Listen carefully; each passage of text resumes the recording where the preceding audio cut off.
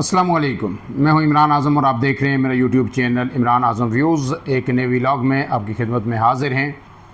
आज हम बात करेंगे पाकिस्तान की बदलती हुई सियासी सूरत-ए-हाल पर। आज़ाद कश्मीर के हवाले से जो इस वक्त क्राइसिस वहाँ पे चल रहा है, उस पर तकरीबन 2 माह मुसलसल हमने बिला नागा गुफ्तगू की। जो ख़बरें थी वो भी दी और जो कुछ बता सकते थे, अपना तज़िया जो कुछ समझा सकते थे, वो भी भरपूर कोशिश की।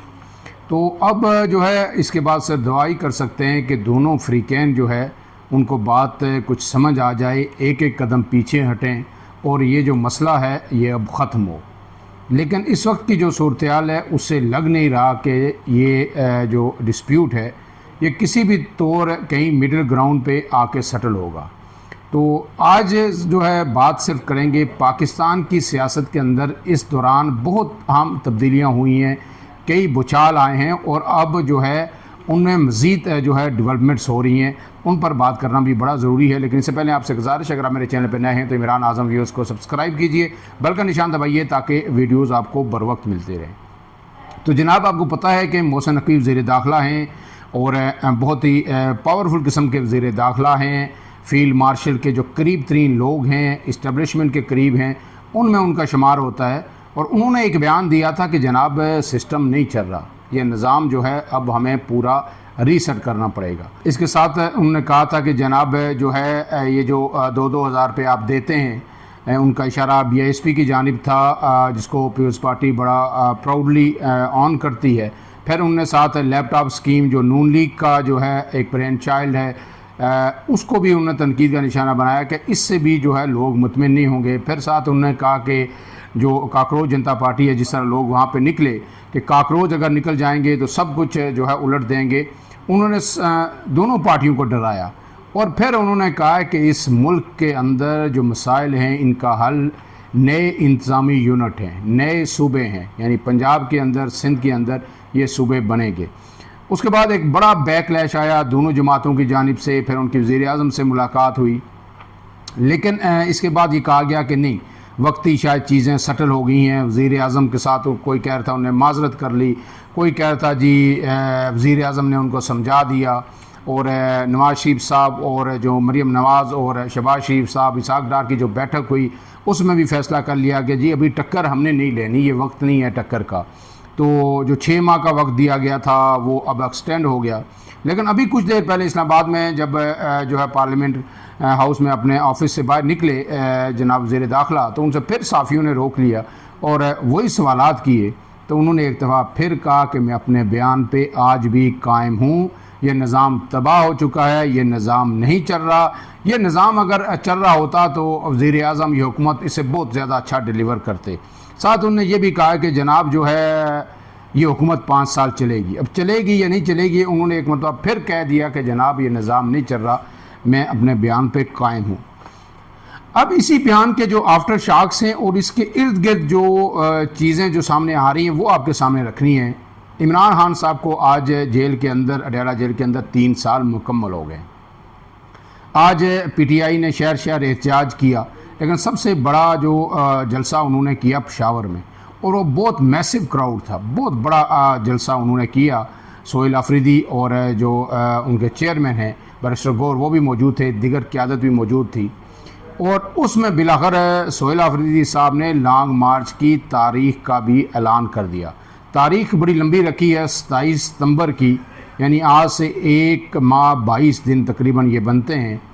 उसके बाद वो 27 तारीख़ को जो है लॉन्ग मार्च करेंगे और इस बीच शायद बहुत कुछ चीज़ें सेटल हो जाएं।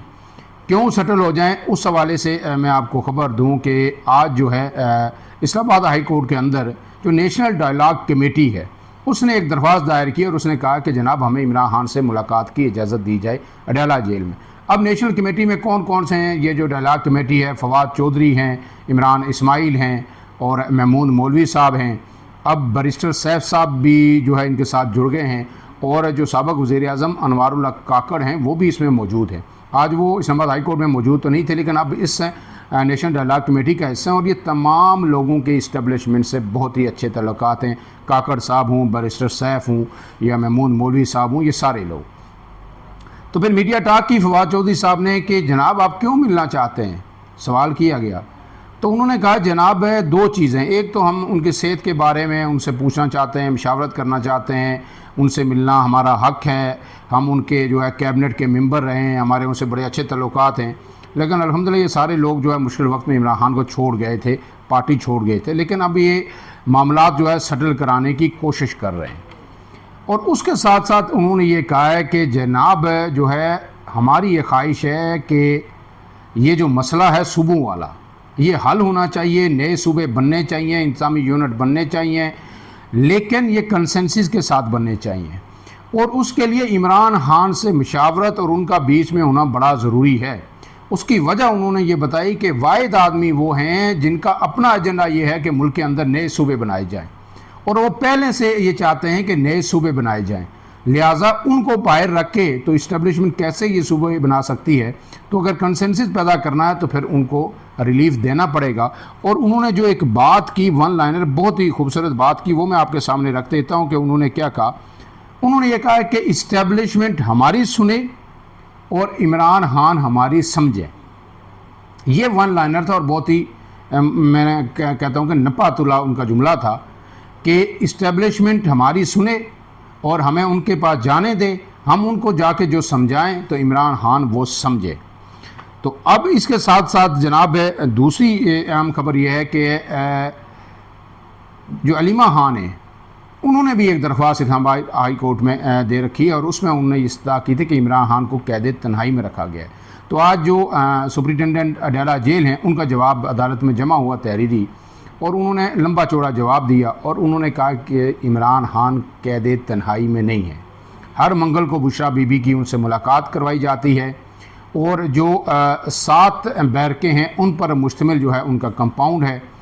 दिन में 3 बार डॉक्टर उनका मुआयना करता है, और सुबह जो है फजर के बाद जो है वो बाहर निकल जाते हैं, और आज़ादाना शाम तक जितना उनके पास एरिया है उसमें खुलेआम घूमते हैं।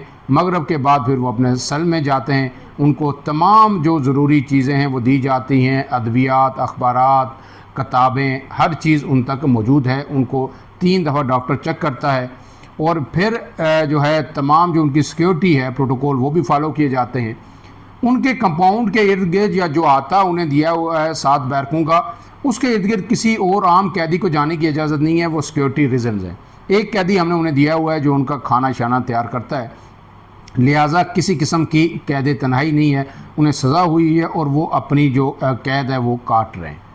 तो ये जवाब आ गया वहाँ पे, और ये इस्तदा की गई है कि ये जो दरख्वास्त है अलीमा खान की कैद तन्हाई वाली, इसको मुस्तरद किया जाए। लेकिन अब जो पेशावर के अंदर इतना बड़ा जलसा हुआ, पिंडी से कराची तक जो है एहतजाज भी हुए, कोई बड़ी जो है पैमाने पर गिरफ्तारियाँ भी नहीं हुई, और उसके साथ साथ ये नेशनल डायलॉग कमेटी का इतना एक्टिव हो जाना, और फिर ये कहना कि जनाब इमरान खान पीटीआई ये सूबे बनाने की सबसे बड़ी हमायती है, नून लीग और जो है पीपल्स पार्टी तो हमायती नहीं है, लिहाजा इमरान खान साहब से बात करें और जो है उन्हें बाहर निकालें ताकि वो इस मुहिम को आगे बढ़ा सके और कंसेंसस से बात आगे बढ़े। तो जब बिलावल भुट्टो ने कुछ दिन पहले बयान दिया था जो आज़ाद कश्मीर इलेक्शन के हवाले से, उन्होंने ये कहा था कि उल्टी गिनती शुरू हो चुकी है और टिक टाक उन्होंने कहा था। तो जो उज़मा बुखारी हैं, तर्जमान हैं पंजाब हुकूमत की, उन्होंने कहा था कि ओहो हम तो डर गए।